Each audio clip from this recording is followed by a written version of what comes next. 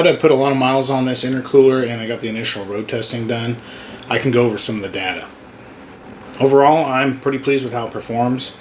I've only had warm weather here in Florida. It's been in the high 80s. We've been in the 90s now this week. So I don't have any cold weather data, but I'm not worried about that in the least, because here I'm testing under what are going to be some of the worst conditions you're going to be driving in. So if it's performing well in these conditions, you know, it's only going to get better when it's cold. Remember, this is a pretty stock car. The only modifications I have is the cold air intake and the catback exhaust. And if you watch my last dyno, the catback exhaust didn't give it any power. We're about to dyno the intake to see if it did give any, but it is going to be a different day under similar conditions, so we'll see. I don't expect it to give much, if any. Maybe a couple. You get a spike of boost usually with the intake, but as far as the rest of the car, this is stock. They run 10 pounds of boost from the factory. If you're running sequential, it's like a 10, 8, 10 boost pattern during transition. So results will differ depending on how much boost you're running, the type of turbo, how efficient it is, a lot of different variables. But for a stock turbo upgrade, so far I'm happy.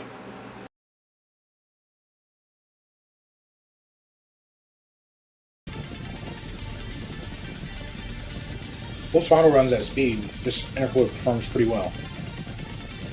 You can see a difference between having the intercooler fan on and off. We have a 69% efficiency of the core with the fan off and a 72% efficiency with the fan on. Some people think that's strange because at speed you'd think you'd have enough airflow, but we'll get into why that is in just a minute when I go over the ducting issues. When it came to the heat soak test of the intercooler, the fan proved to make a bigger difference in efficiency with the system. You see here we have a 56% efficiency with the fan off and a 63% efficiency with the fan on after repeat back-to-back full throttle runs.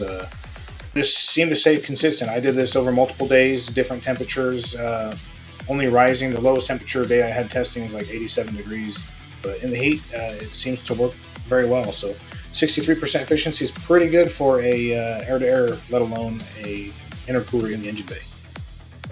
I'm still having a hard time tracking down some good comparison results with actual data behind it, but luckily I started a data harvesting thread on RX7 Club, and Scotty305 came out with this actual log data, which is exactly what I'm looking for. This is a great comparison. Stock twin car, stock boost, just like mine, but he's running the stock intercooler. As you can see here, he did a single second gear pull, and he saw a 15-degree increase. The ambient temperature should be about the same as mine, somewhere in the 80s. It could be low 80s, high 80s. It doesn't really matter. Mine was high 80s. If you look at my run, I did 2 back-to-back runs all the way through third gear, and I still did not reach those same temperatures at 115 degrees. Mine got up to 112, so this was after 5 complete full throttle gears and not just one as well. That is, in my opinion, a really good back-to-back comparison of the stock mount versus my new stock mount. So FD RX7s have 2 major things going against it when it comes to the stock mount intercooler. The location and the fresh air being fed to the intercooler. Since it's in the engine bay, it's essentially in an oven. It's going to be baked. We always talk about the heat soak. That's always going to be a challenge. When you're running a V-mount, you can have the intercooler in the engine bay without some of the detrimental effects as a stock mount, because you have a different radiator placement and the hot air from the radiator fan is actually being pulled away from the intercooler, not blowing directly on it as with the stock mount. So if you're running a stock mount intercooler, that is always going to be a challenge. I'm taking steps to further address this and make it even more efficient, which we'll get into here in a few minutes. But already as it sits, I'm happy with it. As far as the intake duct for the intercooler feeding fresh air to it, that is always going to be a challenge. The only way you can go around this is having an aftermarket bumper with a pretty ugly hole in it, or going with like a custom radiator setup, because the area it pulls fresh air in from the front of the car has to squeeze in between the radiator and the core support on the car, and that's just not enough area to feed a larger intercooler core size. You can see the form factor of this duct right here. The radiator sits right about here, and unfortunately that's also right around where the upper radiator core support is, so you're actually pinched in between the radiator and the core support. So the only way to really fix this is to replace it with a totally custom radiator that's probably another, 2 or 3 or more inches shorter, at least on that left side, so you can actually widen this by that much more. Then you can have the proper opening to surface area ratio of your intercooler. The sweet spot for feeding a heat exchanger, whether it be a radiator, oil cooler, intercooler, anything, is you want at least a 1/3 surface area intake for your fresh air duct to a full-size radiator, whatever the heat exchanger is. So you need at least a third of the area for opening to feed fresh air into in order to properly cool that. So when you upgrade to a larger stock mount intercooler, that just isn't possible with our size constraints we have with the car. Now there's ways around this, and one of those, which Porsche's done in the past, they've gone with ducting that's smaller than a third. You have to create a man-made high-low pressure areas that aren't natural to the actual airflow. If you look at the factory intercooler, there's no fan on it. You're depending 100% on the airflow from the front of the car to feed that intercooler. And while at speed, it seems to work pretty well, but when you upgrade to larger surface area, you can't naturally get enough airflow even at highway speed to properly feed the core. Not to mention, if you have your radiator fans going, you have the air passing through the radiator, and you're creating a high pressure zone in the engine bay itself, which is pushing back against the back of the intercooler. So you have to look at the two areas. The front side and the back side of the intercooler is two different pressure areas. You want a high pressure on the front side and a low pressure on the back. That way the high pressure is pushing the cool air through the core, and the low pressure is help evacuating the air out of the intercooler. If you have one of the Australian PWR intercoolers from Marcus, I believe this is a known issue just from what I've seen posted on the forums and in other discussions lately. As shown here in a comment from my testing video, this person showed air intake temperatures over 170 degrees Fahrenheit. I have not been able to get mine above 130 degrees after repeat runs under sustained boost in similar ambient temperatures. He was on stock twins, but running more boost than me as well. Another factor could have been his intake design, which will bring me to another discussion point later in the video. Now, this does not mean that Marcus's intercooler is bad. I know for a fact that PWR makes great heat exchangers. I think the problem lies in what I just explained about the ducting, and I believe Marcus is also aware of this. I don't think his old ducts can properly feed enough air with vehicle speed alone. It needs some extra help from a fan or an evacuation duct on the back side of the intercooler to create a large high and low pressure differential on each side of the core. He has recently changed the design of the intercooler duct with a larger inlet portion as shown here in this forum post. His old duct was 45 millimeters tall, which would fit over the typical radiators we install in these cars, while his new one is 60 millimeters tall, which will not fit over the top of most of the radiators from the looks of it. This person had to use a PWR radiator in order to make it fit, so it may not work with the Koyo N-Flow or other typical upgraded radiators. Taking the rough dimensions of what I know about this intercooler, his old ratio is 22% of the intercooler core surface area, while his new duct is now about 30%, which is right around optimal for flow without additional aid. So if you do have one of Marcus's older intercooler kits, I would recommend fabricating a properly sealed fan to aid the duct in order to flow enough air to fully utilize the intercooler's potential. I would like to see how well the new larger duct performs at speed, and if this person that commented on my testing video would see drastic drops in temperature from just replacing the duct.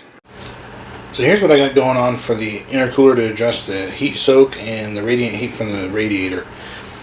Big shout out to my guy at Engine Armor.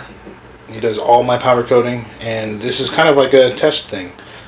My theory behind this is I wanted to do a ceramic thermal barrier on these external surfaces like this, and then this black is a heat dispersant. So I did this on the core and the top. My logic behind this is try to keep as much heat out of this aluminum from the external radiant heat as possible, and then increasing the efficiency with this with the actual cool air going through. I know for a fact this stuff works. I used it on the 240 radiator and it's a significant improvement. and we did run for years without it. I had the coating, and it's a night-day difference. So I know this stuff works well. I'm super happy we're going to be able to actually calculate the difference this whole coating is going to make. The question is whether or not doing the barrier is the right decision, or if I should do this whole thing in like a heat dispersant. Now my thought is, if you do the whole thing in a heat dispersant, it works both ways. So it'll absorb heat more efficiently and it'll disperse it more efficiently. So if I use it on this area and you're blowing hot radiator air on this, then my thought is it's going to soak it up that much faster. So that's why I want to try to block it. But the owner of Engine Armor let me know. He said he would strip this for free and recoat the whole thing in heat dispersant so I can test the difference. So big, again, shout out to him. He's a cool guy. He's just as interested in this data as me to see if these coatings really work. So I'm going to have the data show bare like you saw in the first videos. We're going to have this. I'm going to install this on the dyno. You're going to see how this works. I'll do some street testing so we can compare some numbers. I'm going to pull it back out, give it back to him to recoat the whole thing in a whole heat dispersant, and then we can have like a back-to-back comparison. It's in the low 90s here in Florida right now, so it's going to be that way for the rest of the summer most likely. So I'm going to have some good direct comparisons between the coatings. And that way we have some real-world data, and that way I can make a final decision of what I want to make for the final product. If I want to do this kind of block, if I want to do full heat dispersant, and we get to play around and see what's going to work the best. So I'm excited to test this out, and we'll see if theory actually plays out.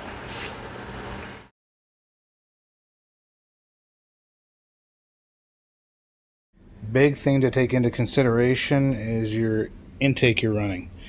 You'll see me call it a hot air intake. Not a fan of them. They sound really cool, and I kind of do miss the noises. But people do bare filters within the engine bay, and you're just starting behind the curve, I would say, when it comes to cooling your intake temps. Because here, this thing draws from the front of the car. It's not the best because it's not a 99 spec. It doesn't have the ram air, but this still draws from the front of the car, and you're getting essentially ambient temperature from your the front of your car, your bumper here. This is a pretty good insulator. It's not like aluminum where it'll leach in and help heat up your air. So what I did here was I installed a intake sensor, temp sensor, into the stream so we can get some data off the stock intercooler. You'll see that coming up. And I put the other one here. This is the other intake temp sensor that would be on the other side of the intercooler, but there's no real good place to put it on a stock intercooler without risking something. I don't know if it'll hold real well in any of the plastic piping or whatnot, but we'll get some data. But this is a good data point here because it's going to measure the underhood temperature, the air that your filters would typically suck up. So you can see, we can, pretty much see the ambient temperature, add a couple degrees probably just because it's going to have some radiant heat from here. But take that versus what you're going to start behind the curve, sucking in the actual engine bay air. And we can see how far behind the curve you're starting versus having a true cold air intake.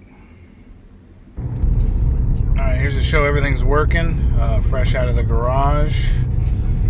It's about 89 degrees today, so both temperature sensors are reading about right. That's probably the temperature of the garage.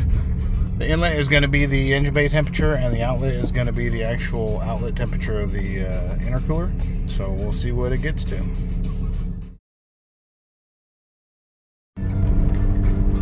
So I've been cruising around, just purposefully not trying to heat up the engine bay, and here's the temperatures we have.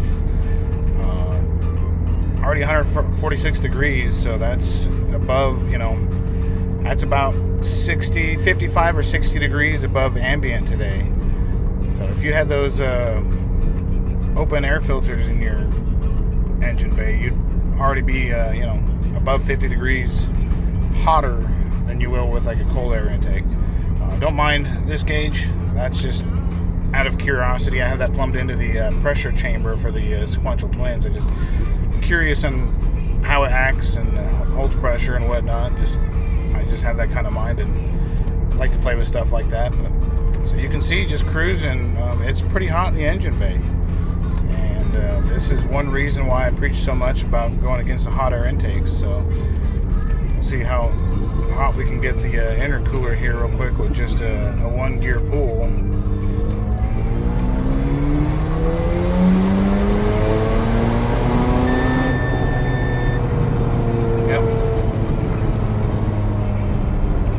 See, that's a 2nd gear pull, just like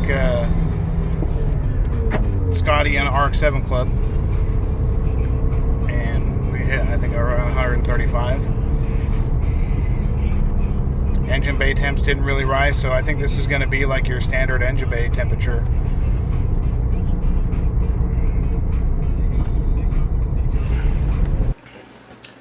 The main reason why I wanted to include that intake placement as part of this video is because it's pretty pertinent to the actual data we're looking at. As in the case of the person that commented on my last YouTube video whose intake temps were up in the 170s with the Australian one.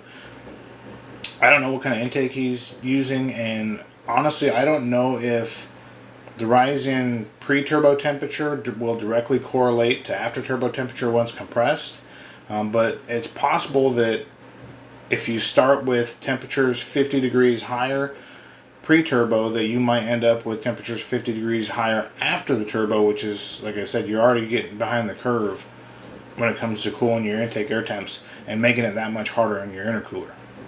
Now, without testing and doing a lot of calculations and whatnot, it may not be a 1-to-1 translation of, 50 degrees pre-turbo equals 50 degrees after turbo. It might only be a portion of that. But either way, you're starting with hotter air, you're compressing hotter air, and you're only making your system work that much harder. This is why I preach so much about the proper intake for these, and with how sensitive rotaries are to detonation, and with the placement of our stock mount intercoolers, I try to do as much as possible to combat high intake temps. So stay tuned. I'm hoping to get this thing on the dyno pretty soon. What you're going to see is I'm going to dyno the car as it sits with the factory stock mount intercooler, the intake, and we'll get a baseline on that. And then while it's on the dyno, I'm going to install my new stock mount intercooler. We're going to dyno it back to back, same conditions, same day. That way we can see some real world numbers and see what it actually does. I consider it recovered horsepower. It's not, we're creating horsepower. The turbos are the horsepower creators. The intercooler is pretty much just recovering that horsepower they make. And it's more of a reliability mod. It's making safer horsepower. And then after we do a couple dynos and get our comparison between those two, I'm going to install the R-Magic igniter, and hopefully that'll make a difference, and then that way you can actually see if this thing's worth the money. I'm hoping so. Like I said, I've done HKS Twin Power in the past and it's been good, but this is something you can still buy brand new. I was lucky enough to snag one, and I guess we're going to see what it does on the dyno. Temperatures here are going to be in the 90s throughout the rest of the summer. I think I'm expecting to dyno in the 90s again, so it's going to be a hot day. You're going to see what this setup does in essentially bad conditions. So if it's doing good in bad conditions, then it can only get better in cooler conditions, right?